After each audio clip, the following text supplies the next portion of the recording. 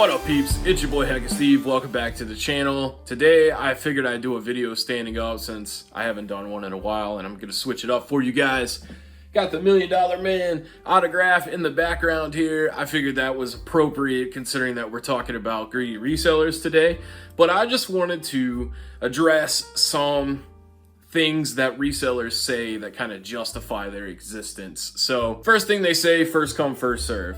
Well, that's not necessarily true. I've seen reseller videos where they try to shit on each other or, offer more money. For example, there was the Pro Picker video where they're all lined up about to, storm the front on this lady's yard sale. And the guy says, I'll give you $500, or he said, I'll give you $1,000 or some crazy amount of money to just take a tote of those Nintendo games. It's not always first come, first serve. They're pretty cutthroat with one another, and Collector's Luck had that other video where he was like, I'm buying it all. Okay, that's the first one. All right, second up, they say, they're making these games available to other people. Well, they're already available in their cities. That's how they find them in the wild. So what do they mean by that? Basically, what they mean to say is, I want to buy this stuff for really cheap, like $2, $3, maybe $5, and then I'm going to make it available online for people elsewhere to buy it from me for full price so I can make money. That's a pretty stupid thing to say as well. And third, they say, I always give people what they ask for their stuff, so it's not my fault. Well, that's not necessarily true either.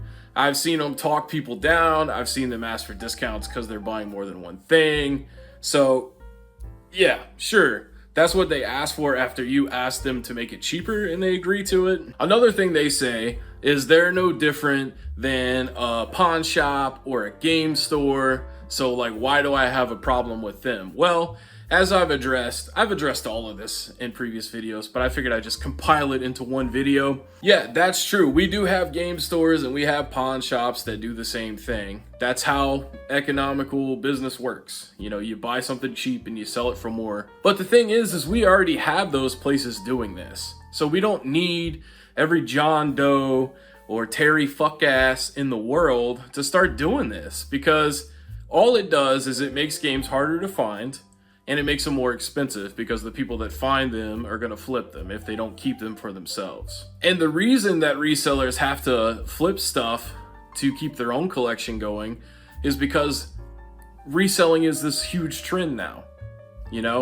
If it was the way that it used to be, where every game was like $10, $20 a piece, they wouldn't have to flip something for hundreds of dollars and use that free money they made essentially to buy stuff from other resellers. So it's basically like a double-edged sword, or you have to stab somebody to get what you want and they do the same thing to you. It's a very horrible way to be in a hobby, and the fact that the majority of people are participating in it just goes to show you that it's never going to end. Then they say that they don't increase the pricing, they just sell it for what it goes for off of price charting. That's stupid, because obviously you increase the pricing, you're the one that makes the prices. And if people were able to find these games in the wild at these yard sales, then they would be able to get them for $2 or $5 just like you do. But they can't, because there's so many of these resellers going out there to these yard sales at fucking 5:45 in the morning.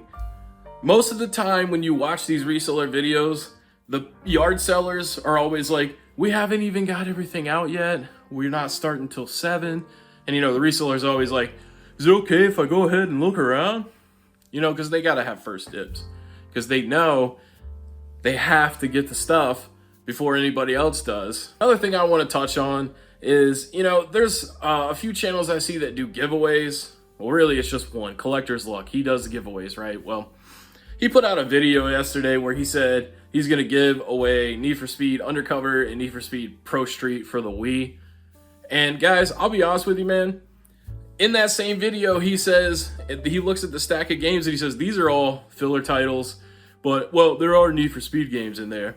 Because he already knew that he was giving those away and he didn't want them to seem like they were useless. But if you use price charting, which I usually don't recommend, but I did it just for the sake of it, because I know that's how he values the games.